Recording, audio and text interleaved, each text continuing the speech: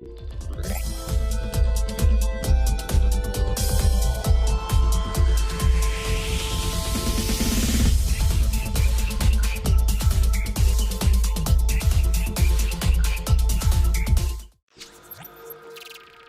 to the reaction stream. We are looking ahead to Game Week 21 and discussing Double Game Week 20 so far. We've still got 2 games left, and so much has happened over the weekend. I've actually had a relatively good week once again, and my hit has, paid off very fortuitously. I have to say that, with the Mitrovic incident, I got rid of him for a hit for Ivan Toney, and I also got rid of Salah for De Bruyne. Both transfers have worked exceptionally well, but I've also been very fortunate, and I also have double Newcastle defense. So that Mitrovic missed penalty, so to speak, has really helped my week so far. And actually, if Kane hauled today in the North London derby, that would have boosted me even further, probably into the top 200k, but still some good progress. I've got a solid foundation, and there are some players, like the one in the thumbnail, Odegaard. He's going to become a very popular transfer in the weeks to come, with Arsenal having a double in 23, some good fixtures, and Odegaard has been one of the most informed players in the league right now, especially since the World Cup. I'm going to go for your questions and comments. Thank you very much for those of you that stuck by with all the kind of turbulent problems we had in the last stream.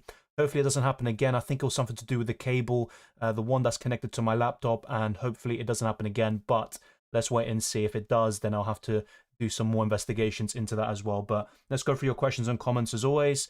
Thank you, Sin, for tuning in as always. -8 gone to waste. Ramsdale had to turn up today. That was one of his best performances in an Arsenal shirt. There have been some moments, especially at the beginning of this season, where I thought he just looks far too shaky, making some basic errors. He doesn't feel your confidence as a goalkeeper, but today he was the difference maker. And if he just made 1 or 2 errors there in those clutch moments, Spurs easily could have gotten a draw there because they had some good opportunities, but Ramsdale was the difference. And I have to say, Gabriel's another one. Very underrated. I don't think he gets the plaudits he deserves. And Ben White, who is always solid, 7 or 8 out of 10 performance every single kind of week. And a lot of people point towards Saliba as Arsenal's best defender this season. I think it's Ben White, and then probably Gabriel. I think they have been even better, more consistent, and fewer mistakes as well. Good to see you happy, Human. And yes, it's a good day for Arsenal, but it's still important not to get carried away. There's so much football to be played. Arsenal still haven't played City yet, and those could easily be 6-pointer games where City could claw that gap. I would not rule them out of the title race just yet. And you've got Newcastle and United as well involved in the mix. Getting Odegaard for Almiron, that's going to be a really popular transfer. I'm going to discuss this actually. I've got the stats of both players, comparing them, and I'm going to be talking about the best week to do that transfer as well. Welcome, Alex. Good to see you. Hope you're well, mate. Started Diop, who was on for a clean sheet until the 89th minute and was then subbed off 80 seconds later. Not had a lucky game week. That is very unfortunate. And Diop has been in and out of the side at times. And Fulham can be very annoying defensively. And actually, I saw a stat where Fulham have conceded goals in the 86th minute or after against all of the top 4 teams so far. So Arsenal, Man City, Newcastle United. They have been very unlucky not to get more goals and more results in those matches. But Fulham have been very good this season. And they're still looking to get into a really strong finish. They're 6th in the table right now. And if they had won against Newcastle, which to be fair, they were probably very unlucky not to with the penalty and all of that, they could have moved up to 5th today.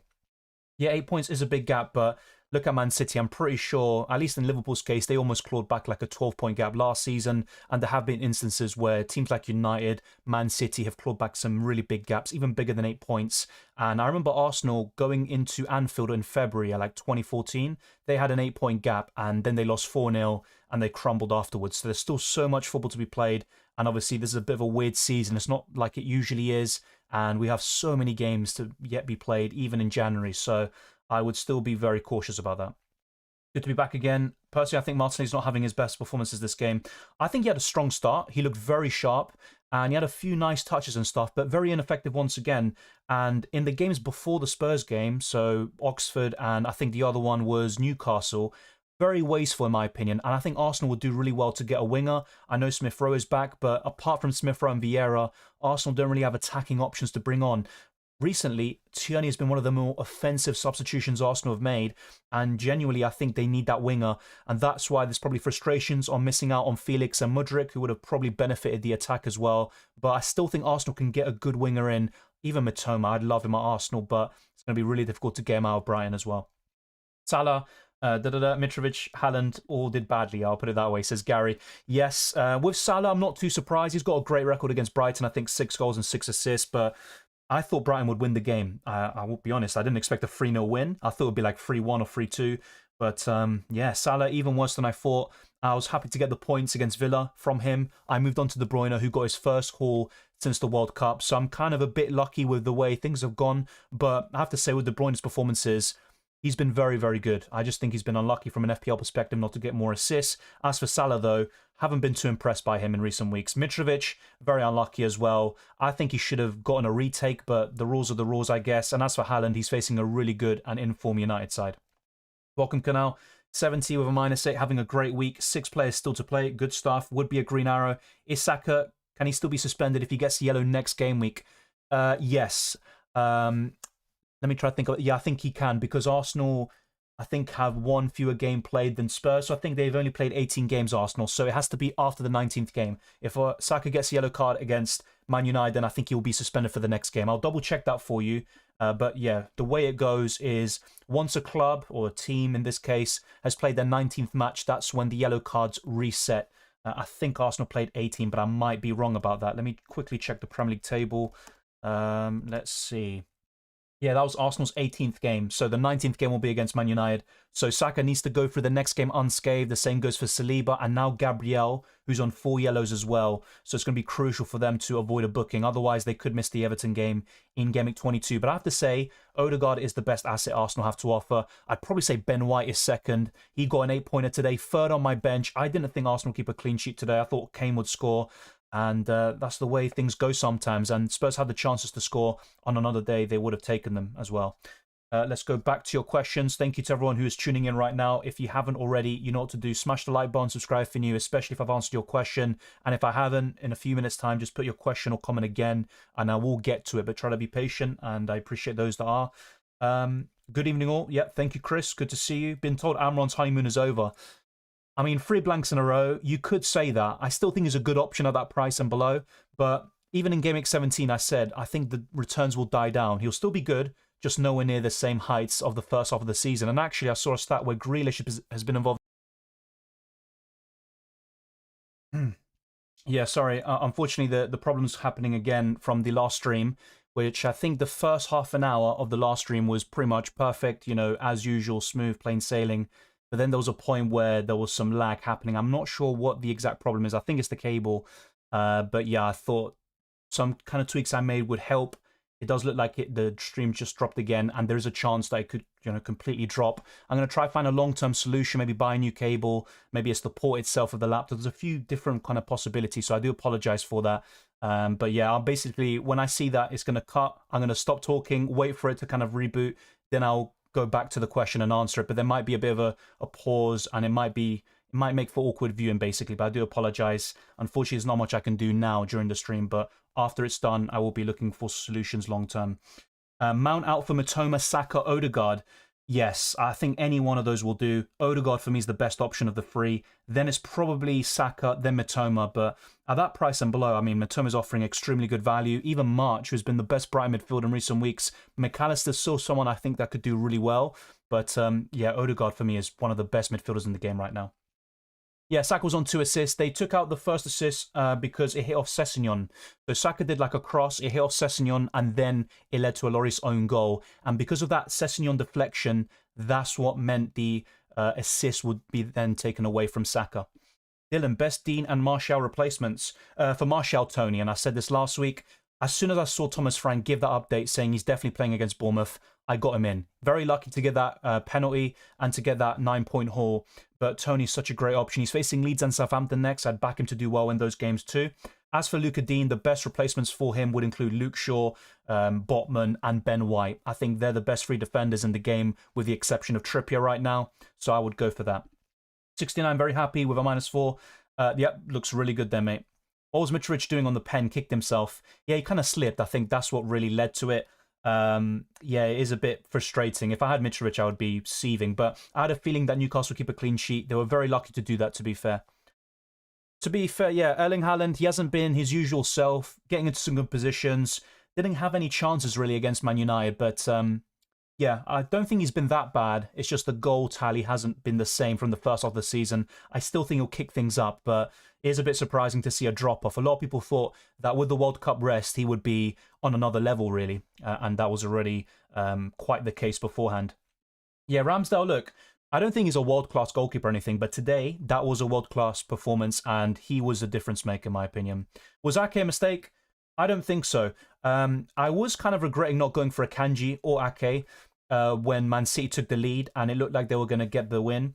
United were very lucky with that decision, but I have to say United deserved the draw at the very least in terms of the overall performance. And Man City still were very suspect defensively.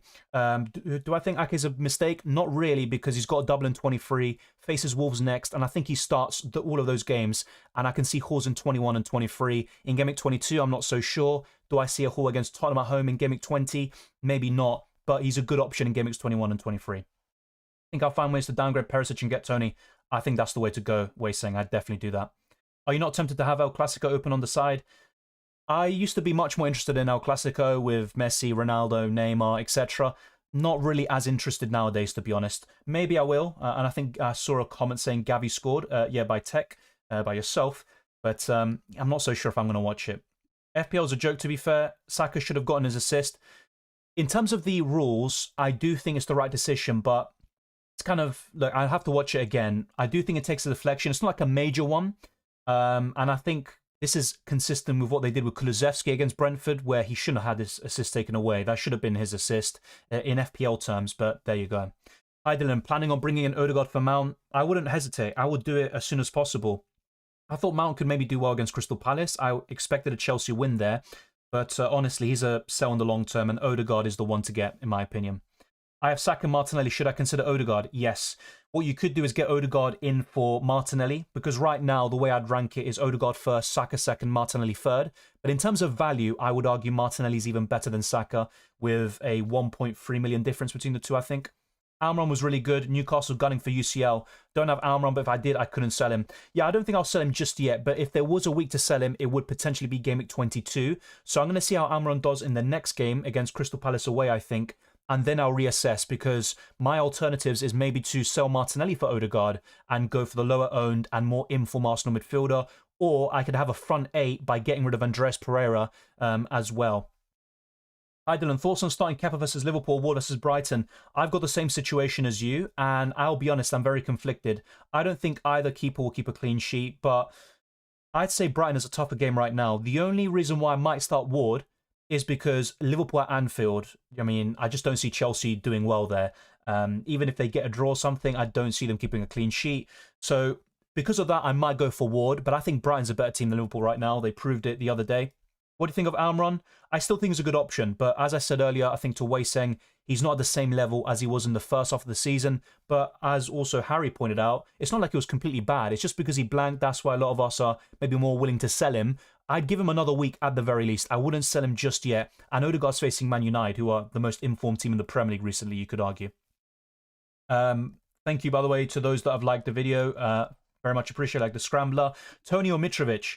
I still think Mitrovic is a good option, but it has to be Tony for me. I took a -4 hit going into Game Week 20, getting rid of Mitrovic for Tony. I've been very lucky, and I would still do that transfer. I think Mitrovic could score maybe 2 goals over the next 3 game weeks against Tottenham and Chelsea, but I also think Tony could score 4 or 5 in that time against Southampton and Leeds. So I think Tony is the better option right now. The only concern is the suspension, but I don't think he'll be suspended just yet. Fingers crossed. What about a sideways move, Martinelli, Odegaard? Exactly that. I even said that just now, I think. Obviously, I do recognise you put this comment earlier. Yeah, I think that's a really good move. And if, for example, Almiron impresses me in the next game and Martinelli is wasteful once again, I might keep Almiron and get rid of Martinelli instead. And if I were to double up on Arsenal offensively, it would be with Saka.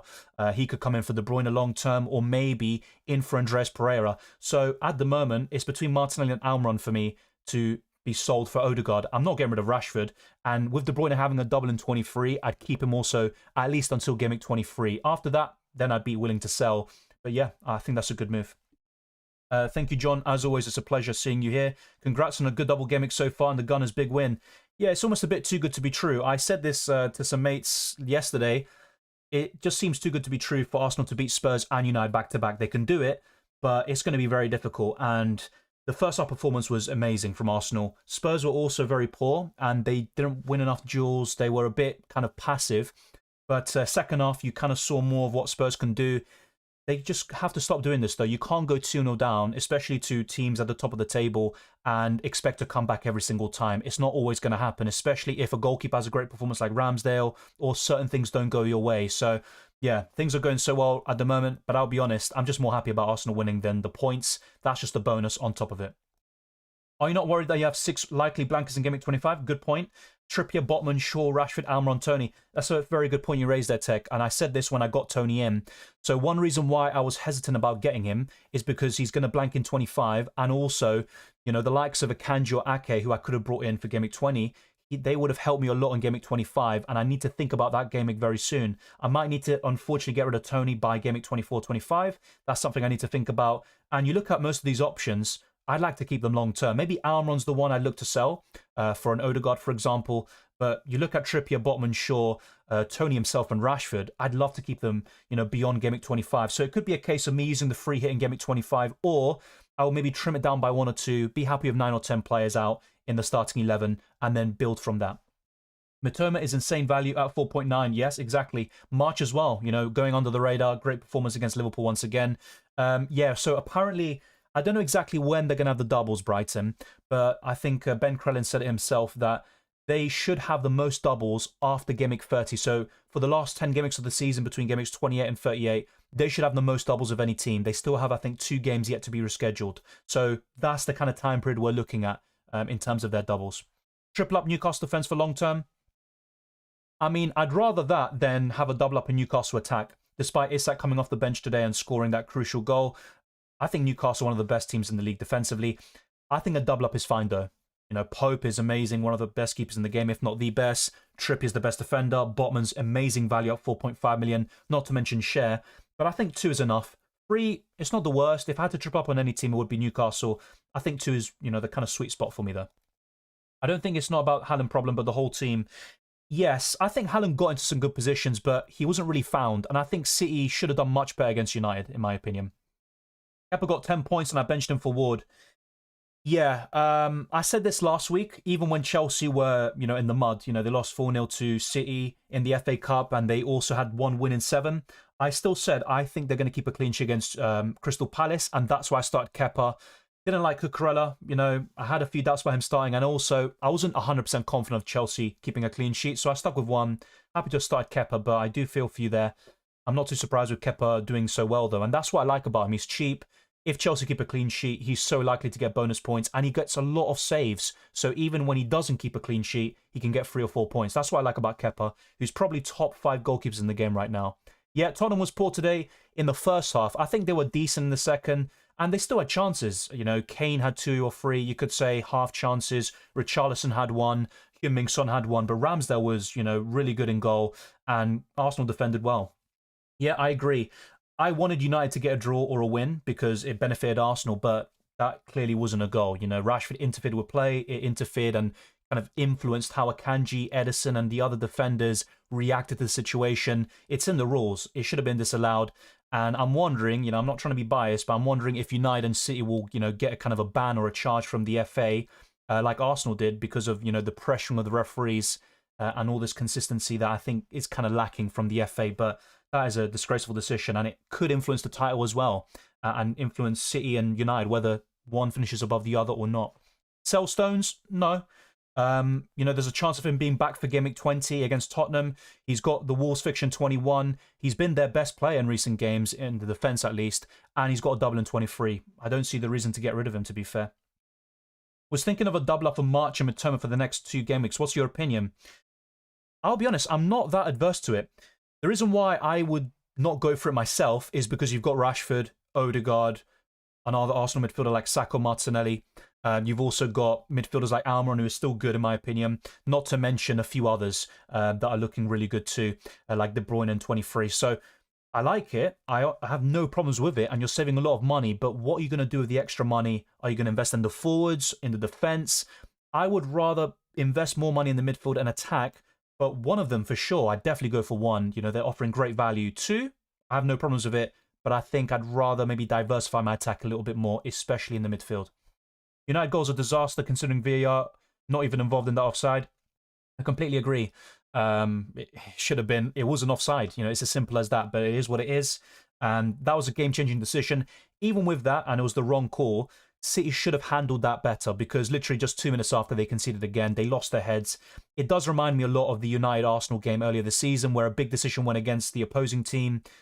The opposing team should have still done better to, react to the game situation and, to handle the pressure. But having said that, those decisions definitely influenced the result. You have to say that. Mitrovic to Kane for a -4, Dylan. Yeah, I would. I like Mitrovic, but in the long term, I think Kane easily outscores Mitrovic by -4, and you can even captain him in certain game weeks, including Game Week 21. I still think Kane's a great option. He had chances today. Gabriel got the better of him in the duel today, but Kane still had some good moments with the passes out wide. He was linking up the play, and he got into some good positions in the game today. Gnonto or Ferguson to replace Mbeumo? Ferguson for me. Really impressive. I know he was a bit wasteful yesterday against Liverpool, but I would probably pick Ferguson. And Gnonto's another one who's looked really impressive, but yeah, I'd go for Ferguson. A better team as well in Brighton. I'd go for him. Kepa literally saved Chelsea once again. This Finnish club is so damn poor from front at the back. The thing that could save Chelsea, though, is the influx of players and cash. And I think you could get away with it in terms of FFP for quite some time. But yeah, Chelsea don't fill me with confidence. I saw that lineup and it looked very average. Kind of this season's a write-off. What you're mainly building towards is the future. Will you give part of the time? I'm not so sure. I think he's a good manager, but I would have kept Tuchel personally, especially after backing him with 300 million. Your club is kind of a mess, and that's mainly down to Ted Bowley as well, I would say. But, you've got the investment, and because of that, you always have a chance to compete in the future if you don't this season. Wilson or Tony? Tony. There's no doubts about that. Wilson's competing with Isak. Wilson's injury prone. Ivan Toney is the best penalty taker in the country. Not to mention he's a bonus points machine and he leads the line for a very good Brentford attack. Easily Toney for me. Wilson's good. Toney's just one of the best options in the game. I'm going to try whiz through these, by the way, because I know I'm very far behind. So Lewandowski scored 2-0. How about KDB? Worth his price tag? Not necessarily. I think he's a good option, but he's not worth that price. You've got players like Odegaard, half the price, who score more points, more consistent. I'd rather go for him, of course, but until Game Week 23, I'd have KDB. Beyond that, that's when I'd look to sell and just have a midfield full of these kind of budget players. Like someone said earlier, I think it was Canal, if I'm not mistaken, Mitoma, March, McAllister, Almiron, Odegaard, Martinelli, Saka. I think those are the kind of best value midfielders in the game right now. Maybe not McAllister, but I think he could become that. I butchered this round, season destroyed after World Cup. I wouldn't say that because I had an awful start to the season. I'm still not doing that great, but I've made a lot of progress since then. And it just takes 1 or 2 game weeks. Even maybe 1 week you sacrifice it, you take big hits, but you're setting yourself up well for the future. Could you rate the player in terms of importance? March, Mitoma, Bailey, Rodrigo, Ward, Prowse, Odegaard. Ward-Prowse is maybe someone I don't discuss enough. I think he's... I saw a stat... Yeah, apologies for that. It cut out again. So yeah, I was just waiting for it to come back. So the question by Chanja Church was about March, Mitoma, Bailey, Rodrigo, Ward-Prowse, Odegaard. Odegaard for me is the best of the lot. In terms of the ones after, I'd probably say Mitoma second, although March obviously has the better form. I'd say Ward-Prowse third, Rodrigo fourth, or fifth, because the Brighton midfielders are kind of neck and neck right now. Bailey last, despite his good performance in Game Week 20. Ward-Prowse is very underrated, like I was saying earlier. He's basically on course to finish with 150 points, or over 150 points for the 3rd consecutive season. That's something Foden has never achieved in FPL. Ward-Prowse is so underrated. One of the best set-piece takers in the world, and he plays 90 minutes every single week. He's a great option, actually, at that price and below. But when you've got Almiron, Odegaard, all these other options as well, that's why we maybe don't speak about him enough.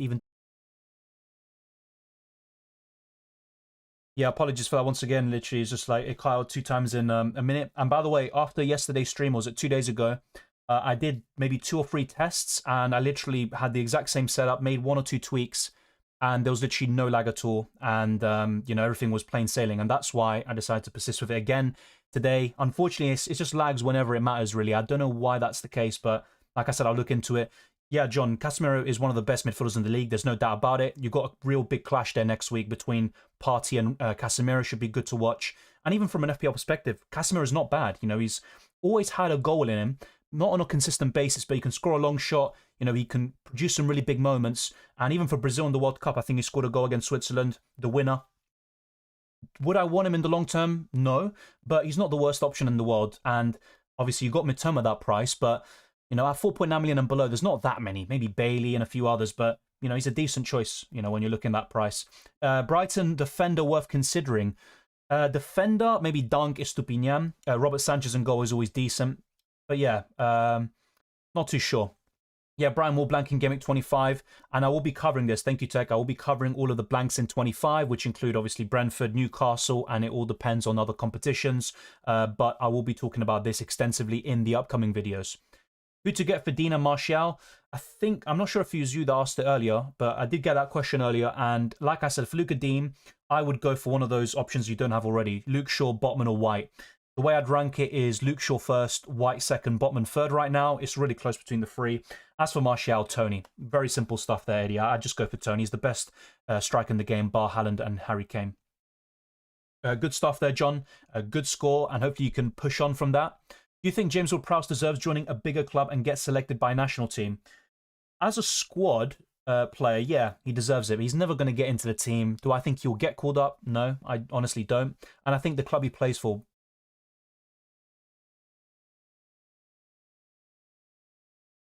Yeah, apologies for that. I had to wait for the stream to come back up. Like I said, it's something that's never happened before in terms of this constant lagging and freezing and rebooting.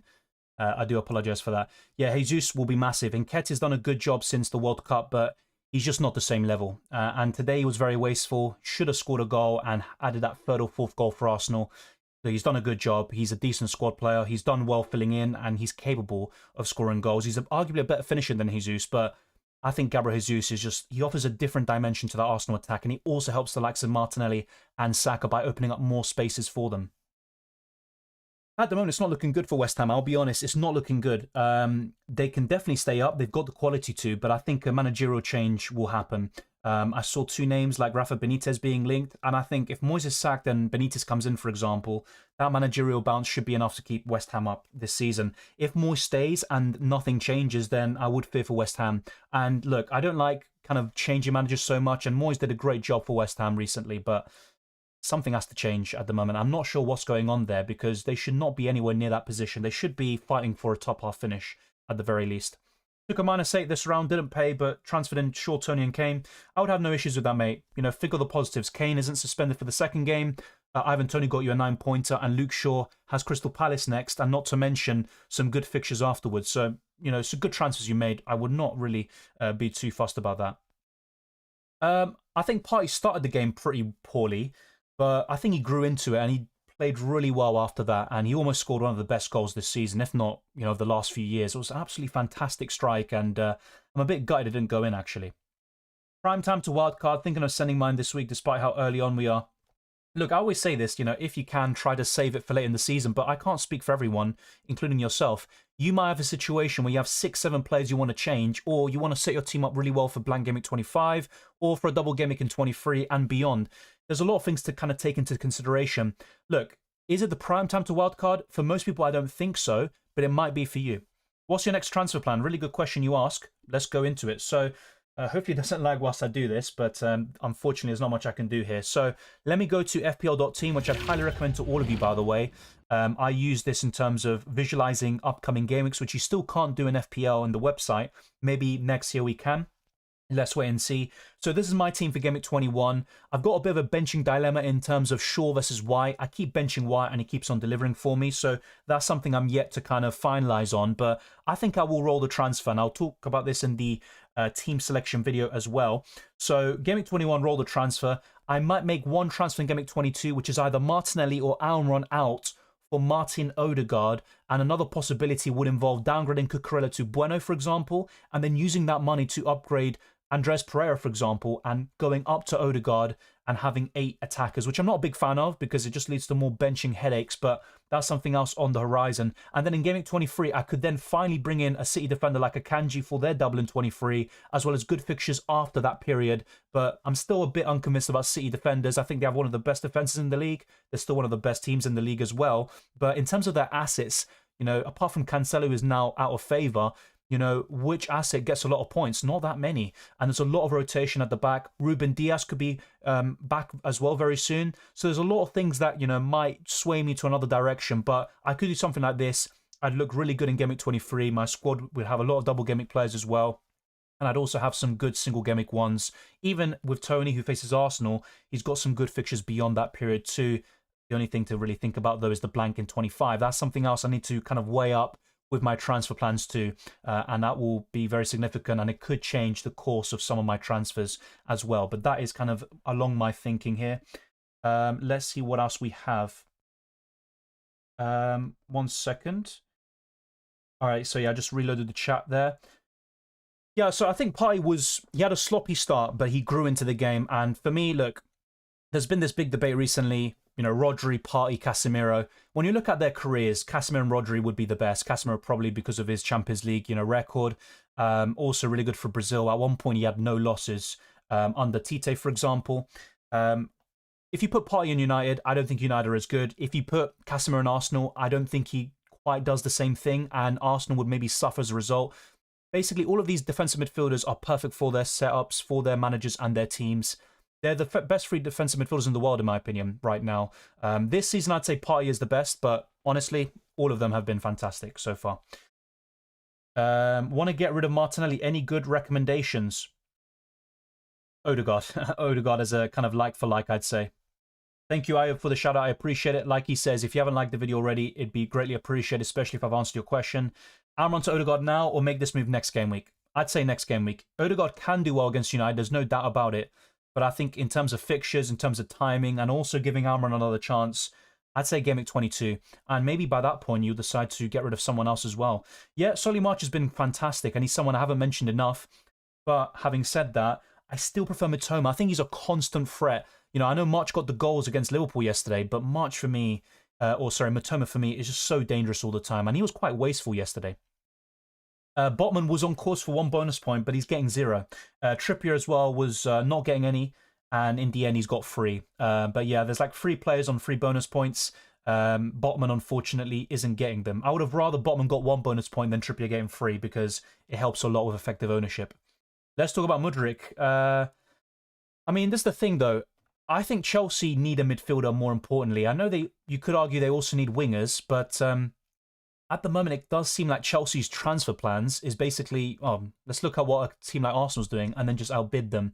His transfer strategy is a bit all over the place, and that's why it's so important for him to hire a director of football first, have a clear vision in place for the manager, because a lot of these players do seem a bit like random. You know, it's like they're playing FIFA career mode. Now, look, he could do really well at Chelsea, but I'm just not so sure if Chelsea's the environment right now for Felix and Mudryk to thrive.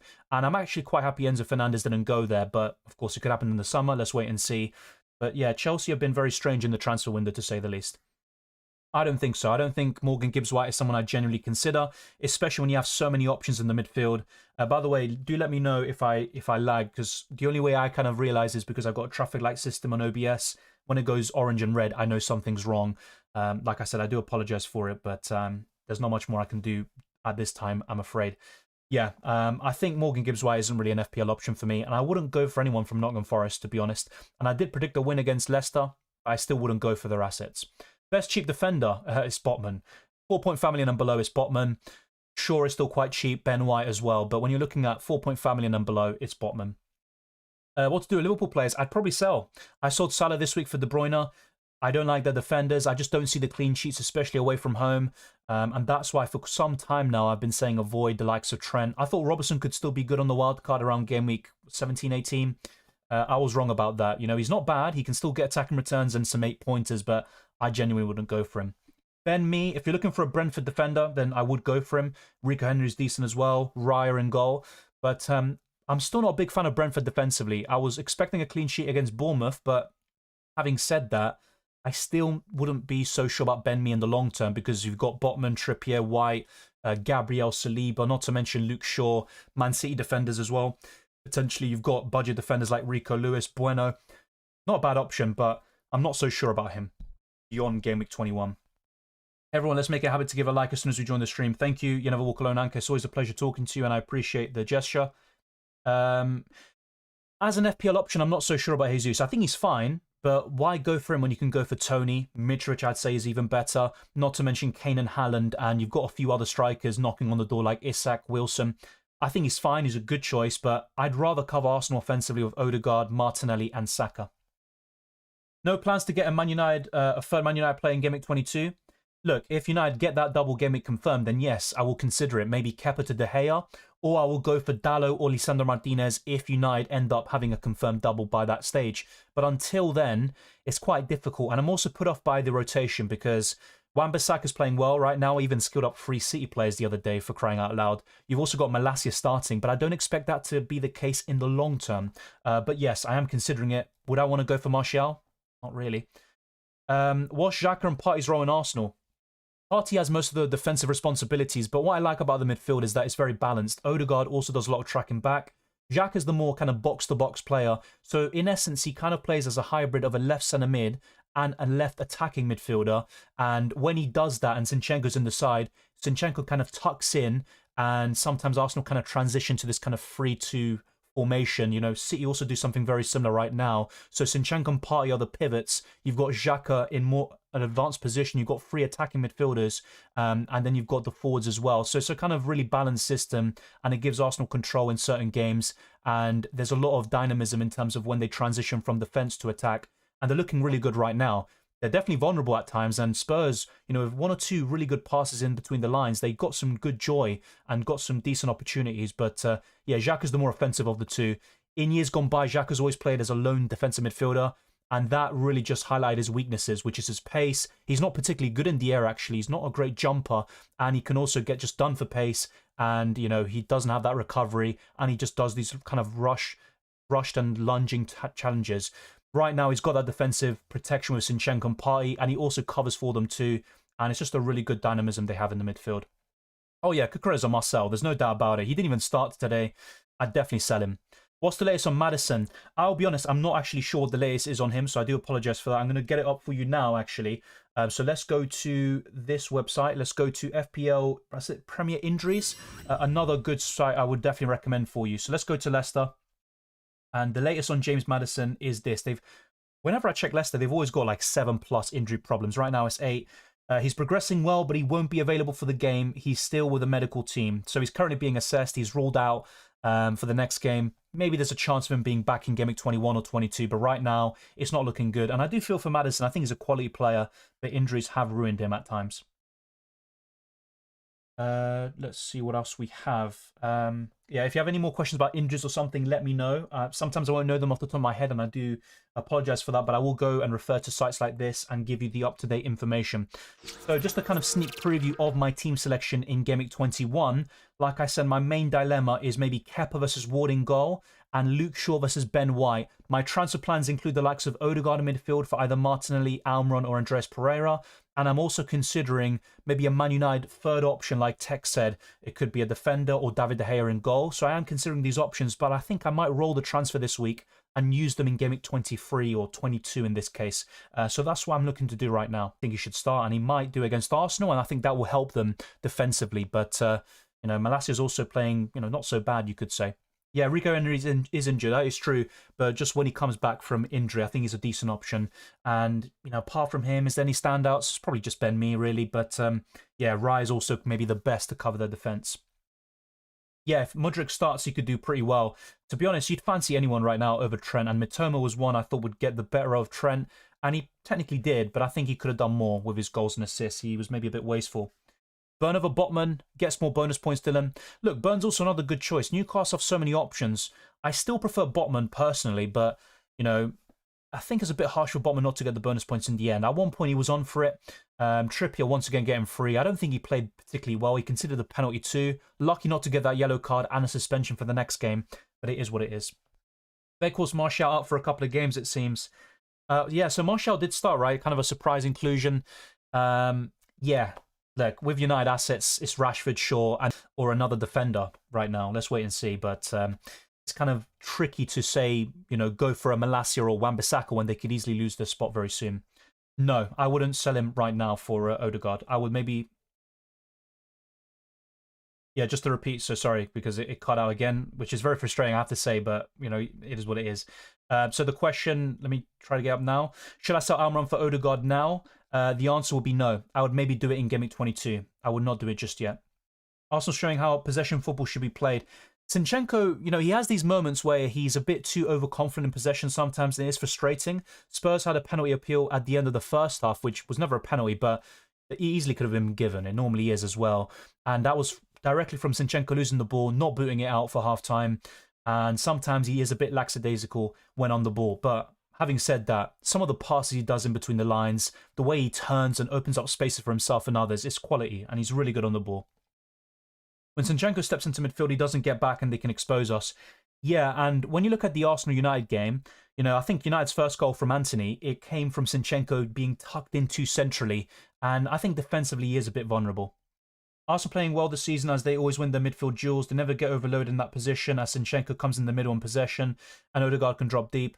Having said that though, and Arsenal have been good defensively, I still think they're a bit suspect at the back. And what I mean by that is, Spurs today had 2 or 3 big chances and it's kind of a recurring theme. Sometimes Ramsdale needs to step up or a goal line clearance, Saliba has to step up or Gabriel. But despite, all these good performances at the back and a good team effort, I still think Arsenal are always destined to concede chances. I think United will have plenty. And if they're clinical, they could easily get a result at the Emirates. So as well as Arsenal playing, and they're playing for me the best football in the country, they also can be got at. Nketiah worth investing? Well, the thing is, apparently, I'm not so sure. I need to double check the quotes from Arteta. Unfortunately, I couldn't listen to his press conference just now.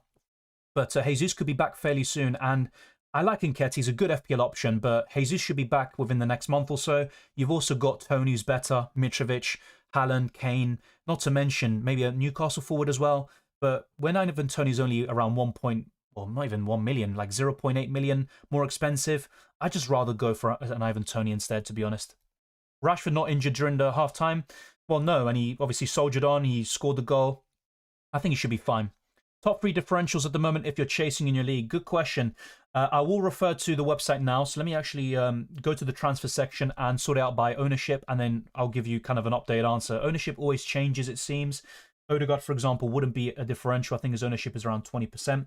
So let's go it through position. So in terms of defender kind of differentials, I think if Lisandro Martinez can regain his spot, and I think he will eventually, he could be great, especially if United have a double in Game Week 22. Just bear in mind that they could also blank in Game Week 25, so Martinez could be one.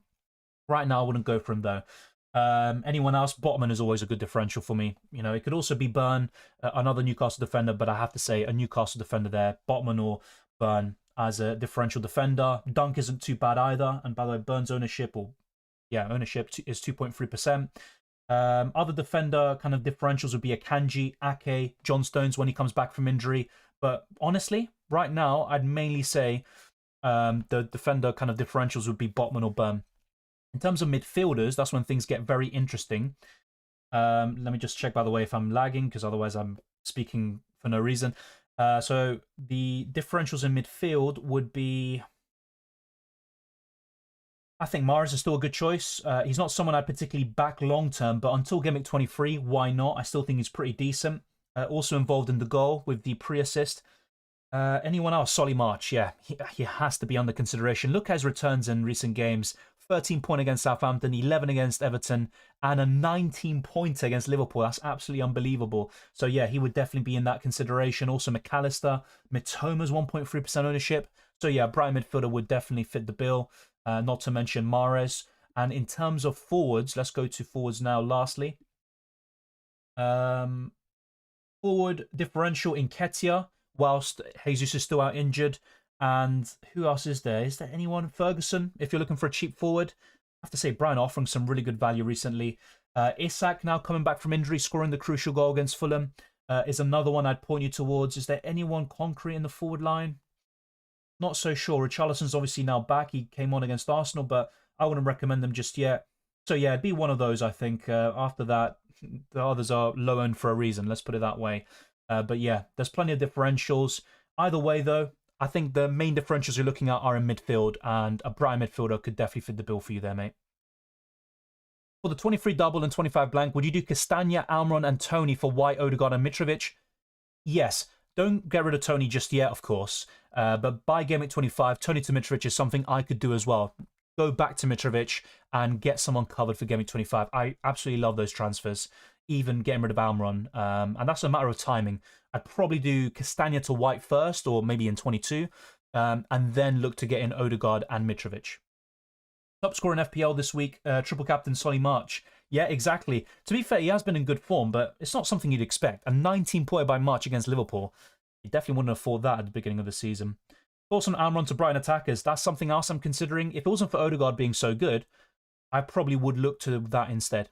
Mount replacement, I have 8.9 million. Odegaard would be the main midfielder I'd look at right now. He's just been so exceptional. Goals, from all angles, really. Long shots in the box, getting the assists as well. He's just in the form of his life right now. Apart from Odegaard, I would look also towards Mahrez with the double in 23.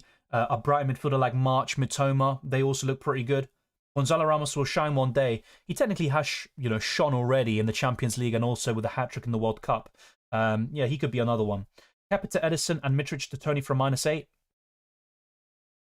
I think it is worth it with Edison having a double in 23, a good chance of a clean sheet in 21, and also getting Tony in for those 2 excellent fixtures. Just bear in mind that Tony will blank in 25, and you might want to do that reverse switch in 25, getting Mitrovic back in. Is Trippier the best right back in the league right now? It's between him and White. I would say White has made fewer mistakes, and to be fair, it's kind of harsh on Trippier because today was really the kind of biggest mistake he made, and you could argue it wasn't a penalty. I need to rewatch that, by the way. But yeah, this season he's probably the best right back in the league, and a lot of Newcastle defenders have a genuine shout of being in the team of the season. Open goal as well. Saka or Odegaard? Has to be Odegaard right now. I like Saka, he's on penalties, but Odegaard is different gravy at the moment. Should I move on from Salah and Cancelo now? Yes, I would. I said this as well even last week. Despite cancelling a double, I'd expect him to start one of the 2 games, and even then, I just don't think he's a particularly good option. He's not worth that price. And as for Salah, you can move on to De Bruyne or just go to these really excellent options for a much cheaper price like Odegaard. Will Gakpo start regularly? I think so. Now, is he going to be completely nailed on in the long term? I don't think so, because you've got Diaz to come back, and also you've got Jota. So I think there could be a bit of a rotation sometimes for Liverpool offensively, but honestly, at the moment, I'd stay clear from all Liverpool assets. I said this in the last transfer tips video as well. Good question. I think the best left back is a bit tricky. I don't think there's been a complete standout. Usually you've got a Cancelo or Robertson, but I can't really say either of them right now. Zinchenko hasn't played enough for me to say he's the best left back this season. And that's why when I'm doing like a Premier League 11, and I know this might be a bit cheating, but I would say White and Trippier have been that good that I put both of them as the best fullbacks this season. Obviously, they both play as the right back, but maybe Trippier left back, White right back. In terms of an actual left back, I'm not so sure. I'm probably missing a kind of clear standout there, but Luke Shaw's been impressive recently. I'll give him that, and maybe he's the one. But I don't think he's been great all season, and that's what would put me off a little bit. But yeah, out and out left back, Shaw has a genuine name to the hat. Maybe Dan Burn. Maybe it's Dan Burn, and just go simple like that. But I think it's harsh to leave out either White or Trippier for me. But yeah, probably Burn.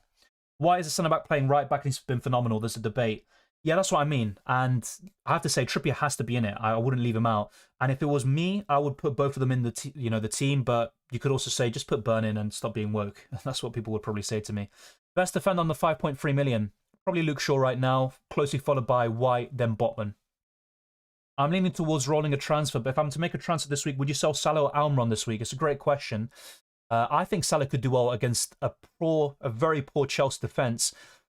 I'd probably keep Salah for at least one more week. It's just I wouldn't want to get rid of either. Almiron's facing Crystal Palace, who are absolutely woeful right now. If I had to lean towards one, wow, that is so difficult. Honestly, I'd keep both. I'm sorry, I can't do it. I'd keep both for this week. I think they could do really well in Game Week 21. After that, I'd look to sell both, especially Salah. Almiron is maybe more, I'd still see myself keeping him beyond Game Week 21 if I see some improvements FPL-wise. Yeah, Welbeck is back. With Ferguson, I'd only go for him if you're looking for a budget forward.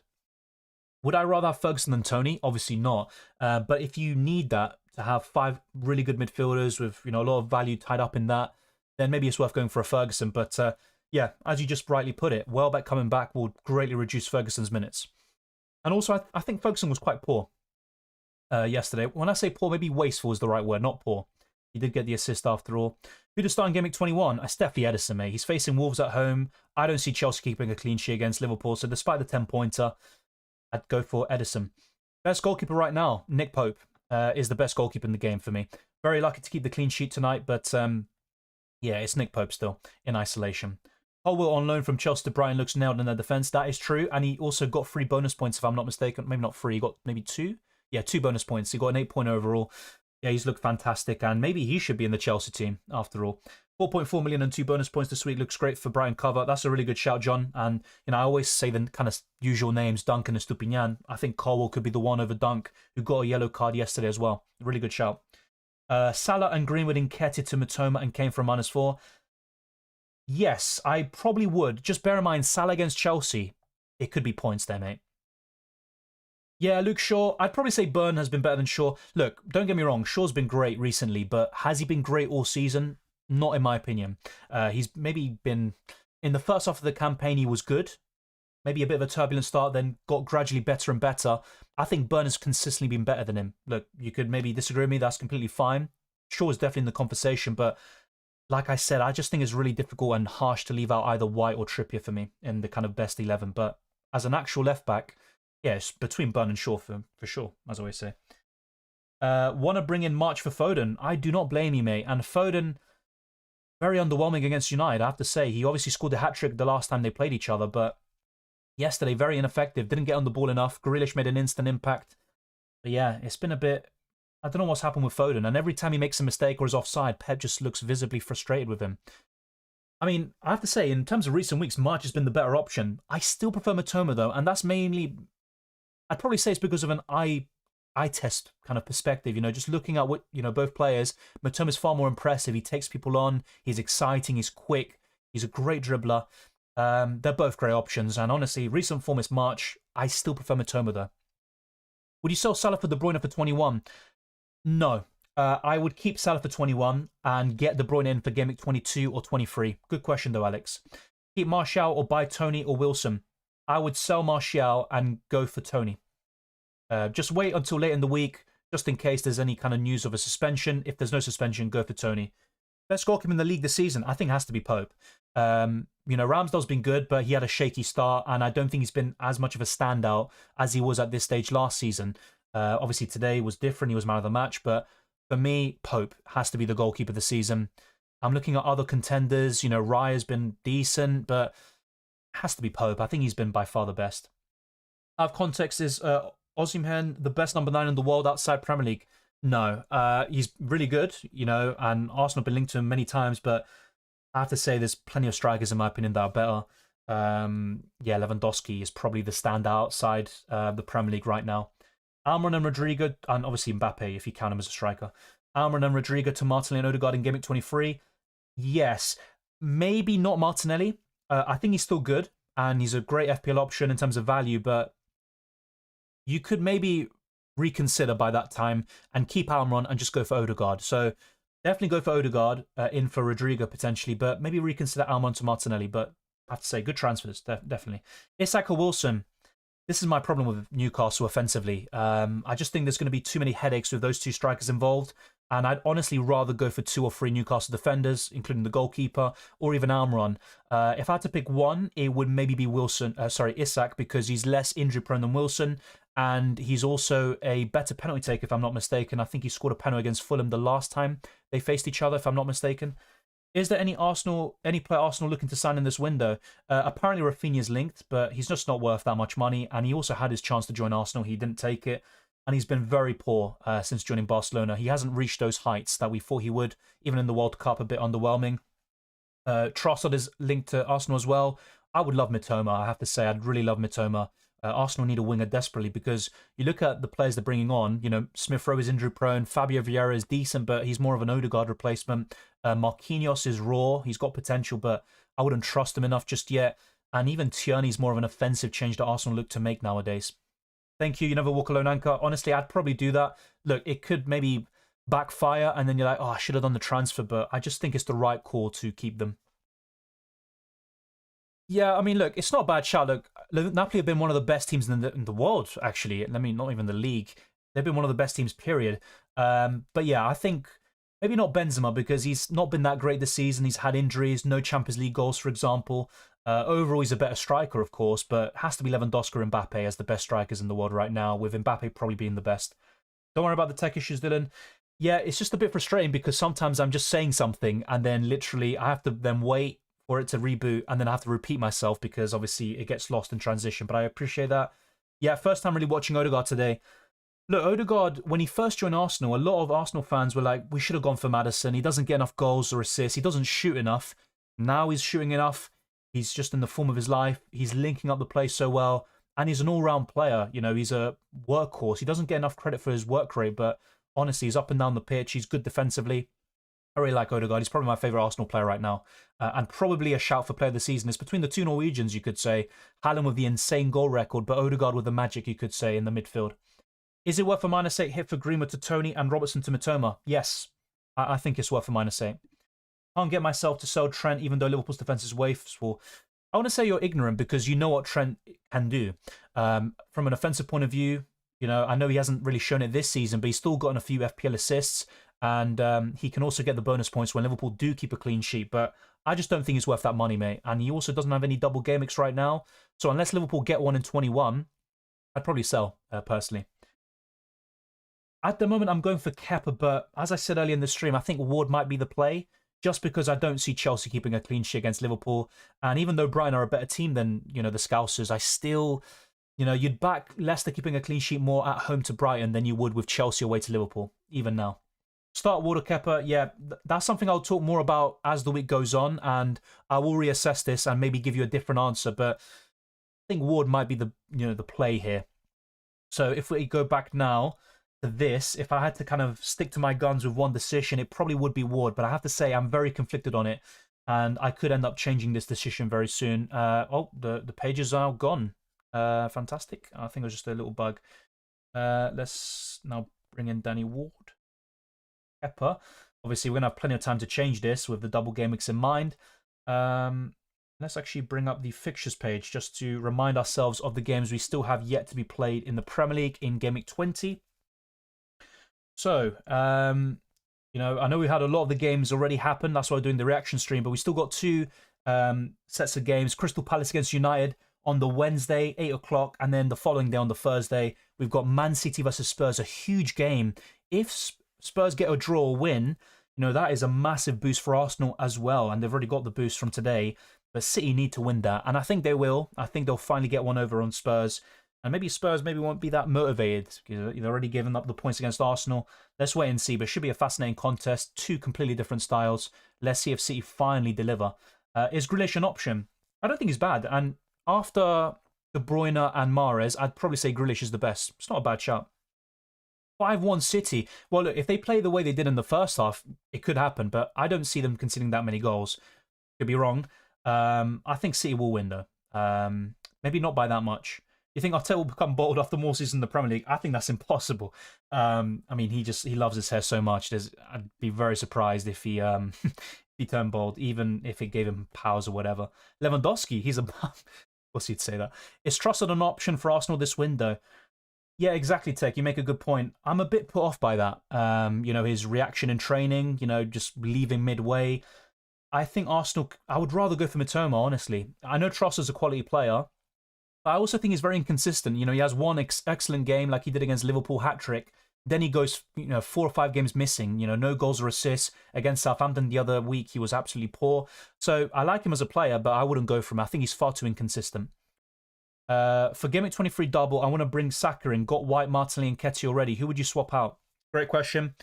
Nketiah. Despite Martinelli being a bit underwhelming recently, Jesus could be back fairly soon. And you could also go to Tony up front. I'd rather get Nketiah out. What teams have the best fixtures for the next 10 game weeks? Great question. We might as well answer this with Fantasy Football Hub. So I've got it up right now. Just have to change the parameters. So if we go to, well, this is the predicted points just to show you quickly. Haaland, De Bruyne, Kane, Salah, Mahrez make up the top 5 for Game Week 21. That Wolves fixture is heavily backed by the algorithm. But let's check now the next 10 fixtures, you say. So from Game Weeks 21 to 30. So Arsenal are top of the fixture ticker with Man City in second place. Both of them doubling in Game Week 23. Of course, that huge clash between Arsenal and Man City, I think that will play a big part in the title race. So despite the big lead that Arsenal have, they still haven't faced City, and they have to do it twice this season. That could change absolutely everything. Chelsea are in third, Aston Villa fourth, Brighton fifth. You've also got Spurs on the brink as well. Man United mid-table. In terms of the worst in the fixture ticker, Palace are bottom, Bournemouth, Everton, Southampton, and Liverpool. These are all teams that I wouldn't consider an FPL. Even Liverpool right now unless they change things very quickly and also get a double in Game Week 21. But the fixtures really favour Arsenal, City, Chelsea in the long term, even Brighton, and that's why March, Mitoma are heavily backed as FPL assets. Colwill, a great shout by John Grangvist. Also a few others like Estupinian, Sanchez and goal, but plenty of new options kind of coming to the fore right now, and it's good to see because I want to see some differences and not everyone having the same team. We've already got the same captain, and maybe we should reassess that with Haaland's form. But yeah, those are the kind of best teams on paper with the fixtures. So I'll leave that for on screen for a little bit longer. Is it worth a -4 for Cucurella to Botman? I think so. The thing is, it's kind of difficult when you look at it in terms of, is it going to pay off this week? You need Cucurella to not get a clean sheet. I mean, I don't think he will even start the game. As for Botman, he has a good chance against Palace, but you only make 2 points from that if both start and Botman keeps the clean sheet, etc. In the long term, the hit pays off. I would do it. Pedri makes it 3-0 for Barca. Wow, that is actually insane. I thought Madrid would, well, they were the favourites in the game, but I thought they'd put up a fight at least. Roll transfer or Mitrovic to Tony? Good question, mate. I would probably do Mitrovic to Tony. Don't do it yet, though. Wait until late in the week. John says that. Yeah, Conte does have a wig. That is true. But I'm not going to comment on Arteta having hair. You see Rice links with Arsenal? No. If Arsenal want to get a midfielder, I could see someone of the profile of McAllister.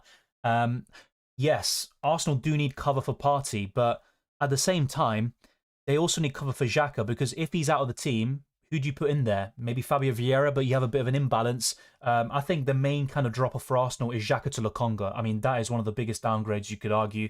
Arsenal was struggling against Oxford with Lokonga on the pitch. I know it's maybe a bit harsh on him, but there's a huge difference between the two. The alternative would be Zinchenko left centre mid and Tierney left back, but it also changes the dynamic of how Arsenal play. I don't see Rice being signed, by Arsenal for big sums of money to mainly sit on the bench, or for him to then change how Arsenal play in the midfield. So no, I don't see it. Wilson or Isak considerable or not? They are considerable. I've never said they're not, but I think there are better options that are more nailed, that will get more points. Wilson's far too injury prone. Isak just came back from an injury, and I could see both of them rotating. Maybe sometimes they play up front with each other, but how will they coexist in the same team? Obviously today they played pretty well, got the goal, but yeah, if I had to pick one, it would be Isak. I just wouldn't go for either though. Yeah, 3 Newcastle's viable for their own of the season. Exactly. I completely agree. Optimal front line, like for me, is Haaland, Tony, Wilson, Isak. Fair enough. I still think Kane would be the one over Wilson or Isak, but that's not a bad shout, Harry. Not to mention Jesus could become an option when he comes back. Nketiah for the time being. Mitrovic is still a great choice despite what happened today. Yes, like I said earlier, mate, Cucurella is a definite sell. There's no doubt about it. If it wasn't for me getting Tony and chasing the upside, I would have got rid of him already. Which top players have the most yellows? Great question. I don't remember all of them off the top of my head, but if I'll be honest, but Trippier's still one. I think Newcastle have played the 19th game though, so he's fine. So remember, the likes of Kane, he was on 4 yellows. It's not an issue now because Spurs played their 19th game of the season against Arsenal too. So Saka is a big risk. The other one is Saliba and Gabriel. But yeah, in terms of suspension risk, I will try search that for you quickly. Who knows the better hairline, you or Arteta? Well, probably Arteta, I'll be honest, probably Arteta. But mine's not as bad as you claim. I'm kind of sick to death of those hairline comments by you. I think the stream's trying to tell me something. As soon as I read out the Gary Neville comment, it cut out because a lot of shit was being chatted. So, yeah, look, Arsenal haven't won the league just yet. Of course not. They still have to play City twice, but Gary Neville is a hater.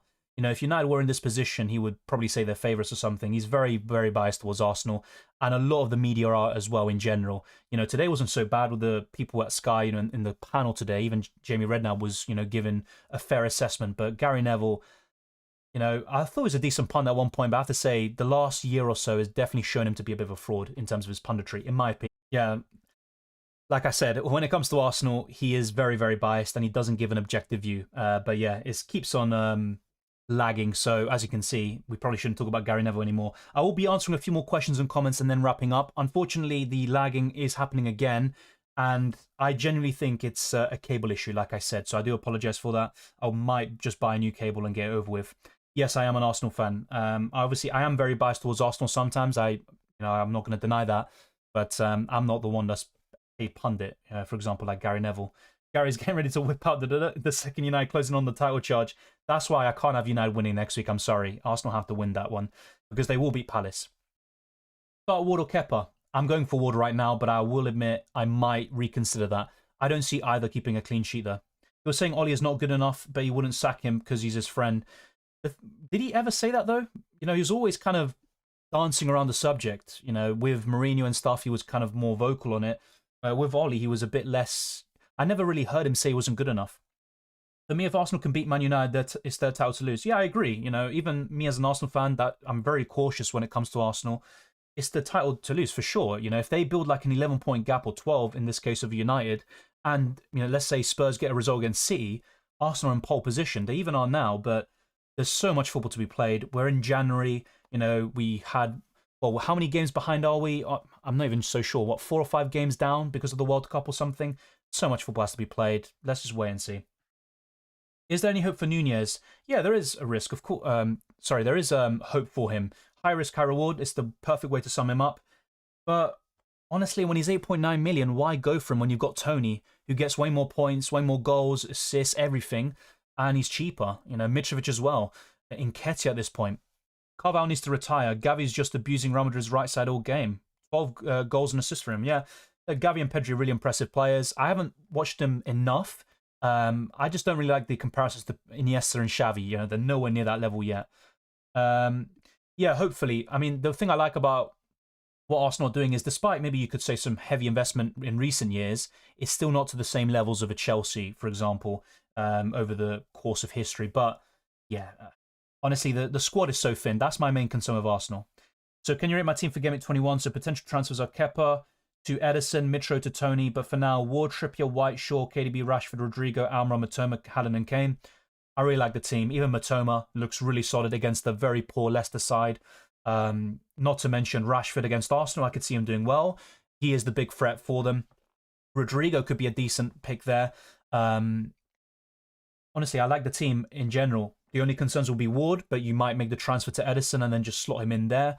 Mitro to Tony, I would definitely do that as well. So if you make those transfers, your team looks really solid, and then you could potentially bench maybe a White. Well, actually, you can't bench a White or a Shaw.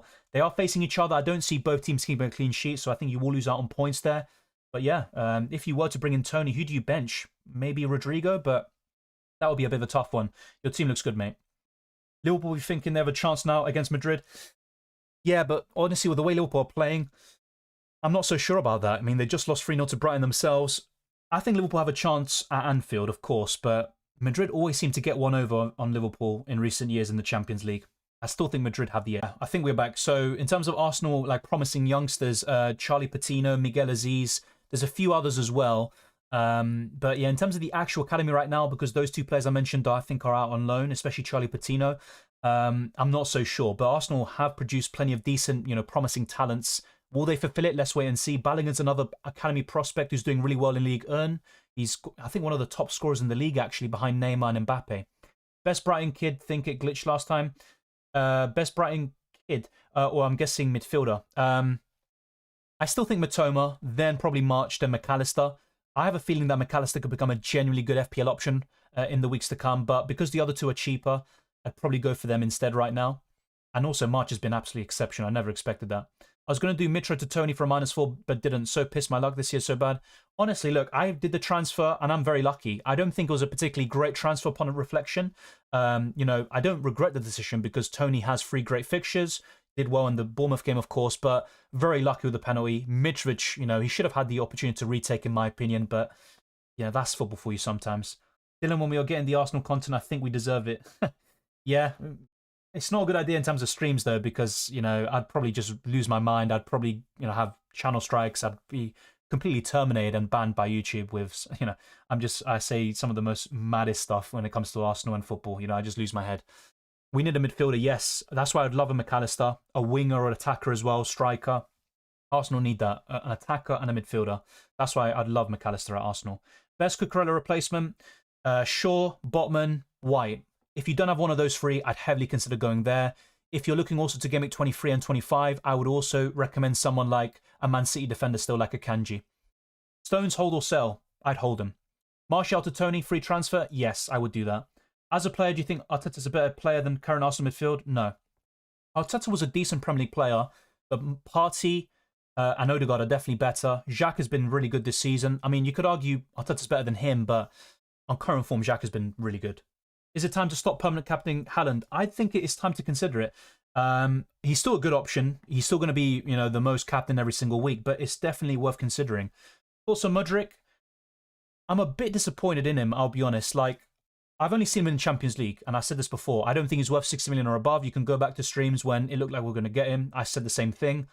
I think, look, he's promising. He's got a lot of potential. He looked good when I watched him, but I haven't seen enough from him week in, week out, and he's not worth 100 million. I don't think it was worth going for him for that price. So I'm happy that we haven't gone all the way in that regards. And when Chelsea kind of blow you out of the water in terms of transfer fees and wages, you can't really have a chance. So I'd rather go for a cheaper player like Matoma, spend way less, and maybe get an even better player potentially. I'm a Liverpool fan if you haven't noticed yet. I'm trying to remember your previous comments, but yeah, that does make sense with the Trent stuff. Yeah. Obviously, honestly, look, I'm a bit surprised at Liverpool this season. I thought you'd finish second or third. And look, you still have a chance for top four, but it is looking slim right now. And United and Newcastle are in pole position. How many goals do you think Haaland will score in this Premier League season? So the first number that comes into my head, I think 34. Actually, it was technically 35, but I'll go with 34. I think he'll finish with that. Good to see you, Mora. Felicidades por ser campeón del mundo. Argentina la ganó merecidamente. Mount and Mitrovic out, Odegaard and Tony in, -4 worth it. Saludos y éxitos. Gracias. Decime de dónde vienes, pero muchas gracias por eso. Con ese -4, sí, lo haría, sin dudas. Odegaard, el mejor mediocampista en el juego en este momento. Y Tony ofrece mucho. Solo cuesta que 7.5 millones y vale todo. La única duda es si lo van a suspender por todo lo que hizo afuera de la cancha, pero sí, vale ese -4. Y Mitrovic es una buena opción, pero Mount no, ni siquiera, no está cerca a Odegaard en este momento, así que yo lo haría. Y gracias por el comentario. Best prime midfielder, like I said earlier, it probably would be Mitoma, then March, then McAllister. On current form, it's definitely March, but I still think Mitoma is the better one long term. Is Tony captain Gameweek 21 too punty? Look, it's definitely worth considering, especially if Haaland is off form. I still think he'll get plenty of chances against Wolves, though. Sorry. Oh, Jesus, sounds like I'm going to cry. I probably will over this internet. But yeah, it is punty, but he's worth considering. In terms of my players, if you look at my team selection, my captaincy options would probably be the front three, if I'm being honest. Maybe De Bruyne as well, with his hat-trick heroics last season. Obviously, different stadium, but still. But yeah, I think Tony would be up there in terms of captaincy options this week. A really good shout.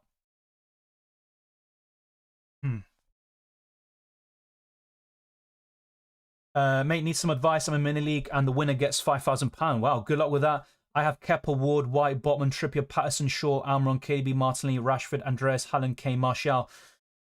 So when I look at that team, the kind of weak links, so to speak, are Patterson, Martial.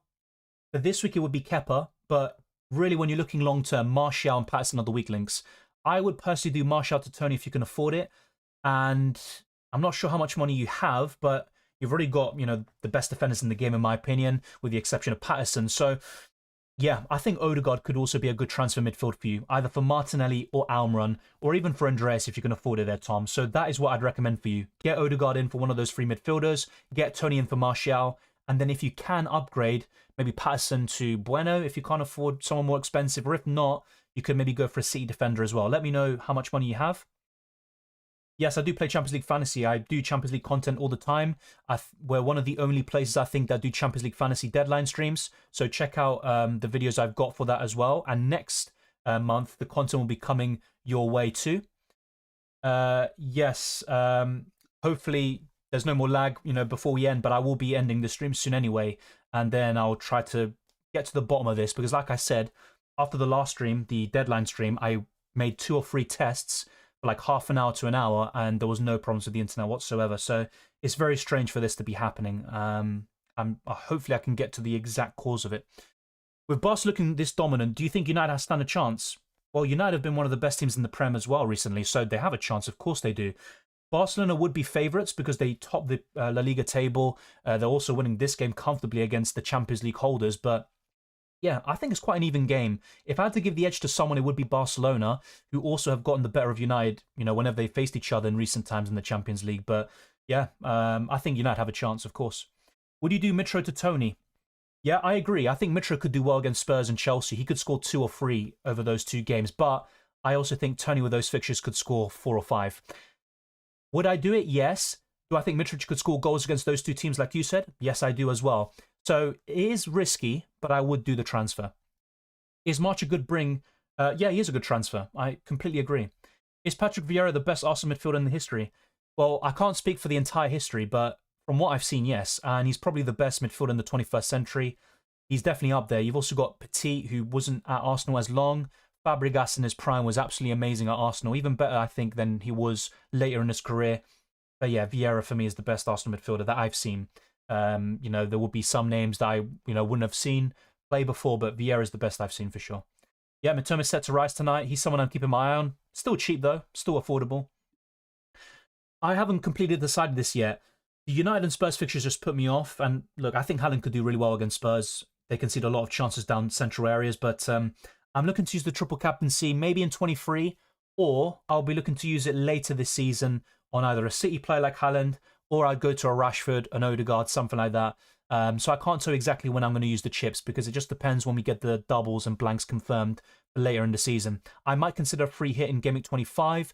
I could see myself using a wild card around Game Week 29, then setting myself up for a bench boost, and then maybe the triple captain, for example. But that will be later down the line, and I'll confirm that once we have more information. Who's a decent differential midfielder for the next 5? Midterm or March, mate. Definitely. Those would be the 2 names I'd say. If I already taken a -8 and I decide to wildcard now, will my -8 go away? Exactly that, mate. You're exactly right. Your -8 here would be eliminated. 3 million in the bank. Yeah, Tom. So if you can do those transfers I said, I think you'll be in a great position to build on for that. Please do a C for the Arsenal win as it was missed. I'll probably, let's change the screen just in case because I'll probably look cringe. You'll probably be screenshot and all of that stuff. So let's look at the price changes. Odegaard is set to go up. Okay, yeah, good stuff that I changed the screen, Jesus Christ. But yeah, March as well, Shaw, Matoma, Raya, and De Bruyne. If you don't know what the website is, check it out, fplstatistics.co.uk. Really good. It's the most reliable in terms of price rises and falls. Do you think I should wildcard this week? I've got Kepa, Ward, Trippier, White, Shaw, me, Bueno, March, Martinelli, Saka, KDB, Rashford, Haaland, Mitrovic, Tony. No, I don't think you need a wildcard, mate. You've already got, Kepa and Ward are decent goalkeeper options. This week it doesn't look good, but they're still good beyond that. White, Shaw, me, Bueno, March. I mean, I think your defense is fine. I would maybe add a second Newcastle defender to that if you can, or maybe a United defender for if they have a double in 22. But honestly, that looks good, especially over the next 2 games for Brentford with Ben Mee. You've got March, Martinelli, Saka, KDB. That's a really solid midfield. Rashford as well. You could add Odegaard to the ranks for Martinelli, but honestly, I think that's a solid midfield. You've got a really good forward line as well. No, definitely not, Thomas. I don't think you need to wildcard. I think that would just, I think you'll gain more points by wildcarding later on in the season. Okay, let's go back to this as well. Mount replacements under 8.5 million. I hate to say it, but Odegaard is the standout for me. Apart from him, I would maybe consider Saka. Mahrez is still up there. A bright midfielder like March or Matoma. Those are the options I would say that are the best right now. Obviously, Rashford's another one, but I'm assuming you have him already. What do you think about triple captaining? Yeah, like I said, it's not set in stone. I am considering using it in 23, but more likely I'm going to save it for later in the season on either Haaland, Odegaard, or Rashford when they have a better double game week later in the season. Do you know when the first sub gets subbed on? Yeah, so White will come on, but once all the games are finished in Game Week 21, in Game Week 20, we still have 2 games left with Palace versus United and City Tottenham. So once that City Tottenham game ends, and I think once we approach midnight, and once the game updates, you will have the substitution take place. De Costa Rica. Muy bueno verte acá. Y es una pena que Costa Rica no avanzó. En un momento estaba segundo cuando estaba ganando. Sí, creo que estaban ganando en contra Alemania. Es una pena, pero gracias por los comentarios. I have Carrera still from Game Week 17, free transfers. Is that a problem? I think so. West Ham are just absolutely shocking, mate. And there are so many better value options. Botman, Shaw, White. Obviously, I always say the names, but they're that good. Even I'd rather have Bueno, a City defender, not to mention Trippier. At the moment, Tom, I'm going for Ward, but it's really close. I think Brighton are a better team than Liverpool right now, but at the same time, who would you rather back in terms of Leicester keeping a clean sheet against Brighton at home or Chelsea keeping a clean sheet against Liverpool away? I'd probably say Brighton right now. The only thing that maybe sways me towards Kepa is the fact that he gets a lot of saves and bonus points if Chelsea do, in fact, keep a clean sheet here. Also on Dembele, well, I think Dembele is a really talented player. I don't think he'll reach his potential, but yeah, obviously he's had his kind of moments, the miss against Liverpool in the Champions League, which was crucial. His performance in the World Cup final against Argentina, really poor, but he is a very quality player on his day. Do you recommend early transfers? No. No. We've still got 2 games left in 20. We've still got, more to think about. Stuff can happen later in the week in training. I would wait first if you can. Who can I replace for Bella Kotchup, 4.5 million defender? Burn, Botman, any Newcastle defender really, if you don't have a triple up already, in my opinion. Daily Sue completed. Look, I don't do it every day. I've got kind of a friendship group that we kind of take the piss. We say Sue and stuff quite regularly, but I wouldn't say every day. I don't know who to start, Martinelli or March. I would probably say March at this moment in time, but it's still difficult to bench Martinelli. He looked really good at the beginning of the game against Spurs, kind of tailed off, but still a good choice. Shaw, White, or me, pick 2 to start. At the moment, I'd probably say Shaw and me, but I think Arsenal have a better defence than United. Having said that, Shaw has the attacking potential. And will he play as a centre-back again, or will he play as a left-back? Let's wait and see. But at the moment, I'm going for Shaw. I might reconsider that, though. Should I use my transfer on getting Tony or Arsenal defender? I'd say Tony. What are you doing in Gameweek 25? You have 5 Newcastle United.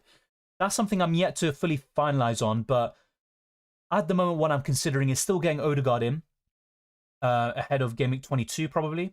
So roll the transfer in 21, get Odegaard in 22, and then maybe get a third United player, or maybe not a third United player per se, but I would look to get some more Gameweek 25 players around Gameweek 23 or 24. But right now, I'm not really thinking about too much. Benzema makes it 3-1. There you go.